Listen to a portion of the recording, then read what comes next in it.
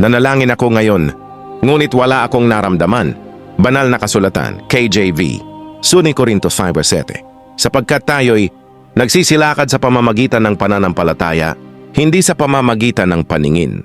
May mga pagkakataon na lumuluhod ako, ibinubuhos ang aking puso sa Diyos, sinasabi ang lahat ng kailangan kong sabihin, at kapag iminulat ko ang aking mga mata, parang walang nangyari, walang init, walang kapayapaan, walang biglaang kalinawan. Katahimikan lamang. At kung ako'y magiging tapat, ang una kong iniisip ay karaniwang, narinig ba ako ng Diyos?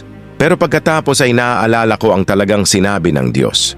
Sapagkat tayo'y nagsisilakad sa pamamagitan ng pananampalataya, hindi sa pamamagitan ng paningin. Hindi niya sinabing magsisilakad ako sa pamamagitan ng damdamin.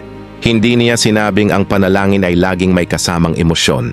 Sinabi niya na magsisilakad ako sa pamamagitan ng pananampalataya. May mga pagkakataon na nararamdaman ko ang Diyos ng napakalakas. At may mga panahon na wala akong nararamdaman. At natututunan ko ito. Ang walang nararamdaman ay hindi nangangahulugan na walang ginagawa ang Diyos. Sa katunayan, ang aking mga damdamin ay hindi isang maaasahang mapagkukunan ng katotohanan. Minsan ang Diyos ay gumagawa sa mga lugar na mas malalim kaysa sa kayang maabot ng aking mga emosyon. Minsan ay sinasagot niya ang aking panalangin sa mga paraang hindi ko pa nakikita. Napagtanto ko na pinapalakas ng Diyos ang aking pananampalataya sa pamamagitan ng pagtuturo sa akin na huwag umasa sa mga damdamin. Ang katahimikan ay hindi nangangahulugang pag-abandona. Kadalasan ito ang lugar kung saan ang Diyos ay higit na gumagawa. Sa palagay ko ay napagkamalan ko ang walang pakiramdam sa walang tugon. Ngunit hindi sinasabi ng banal na kasulatan na ang Diyos ay tumutugon ng may damdamin. Sinasabi nito na siya ay tumutugon ng may katapatan. Nang manalangin ako ngayon, ang Diyos ay gumagawa pa rin.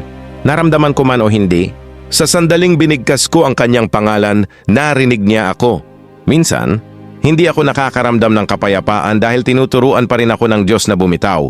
Minsan, hindi ako nakakaramdam ng ginhawa dahil ang Diyos ay bumubuo ng pagtitiis. Ang dahilan kung bakit wala akong naramdaman ngayon ay dahil nais ng Diyos na tumigil ako sa pagtitiwala sa aking mga emosyon at magsimulang magtiwala sa kanyang salita. Ang mga damdamin ay nagbabago araw-araw, ngunit hindi ginagawa ito ng Diyos. Itinuro niya sa akin na kung may pag-aalinlangan na pumapasok, kailangan kong magsalita ng katotohanan sa halip. Diyos, nagtitiwala ako sa iyo kahit na hindi kita nararamdaman. Ang aking kawalan ng emosyon ay hindi nagpapawalang bisa sa iyong presensya. Alam kong narinig mo ako at ikaw ay gumagawa para sa akin. Panalangin. Ama, ngayon ay wala akong naramdaman pagkatapos kong manalangin, ngunit pinili kong maniwala na naririnig mo pa rin ako. Turuan mo akong lumakad ng may pananampalataya sa halip na habulin ng isang damdamin. Patahimikin mo ang aking mga balisa at palalimin ang aking tiwala sa iyong salita. Kahit sa katahimikan alam kong malapit ka, kahit na wala akong nararamdaman, alam kong ikaw ay gumagawa. Inilalagay ko ang aking buong tiwala sa iyo at hindi sa aking mga emosyon. Sa pangalan ni Jesus, Amen.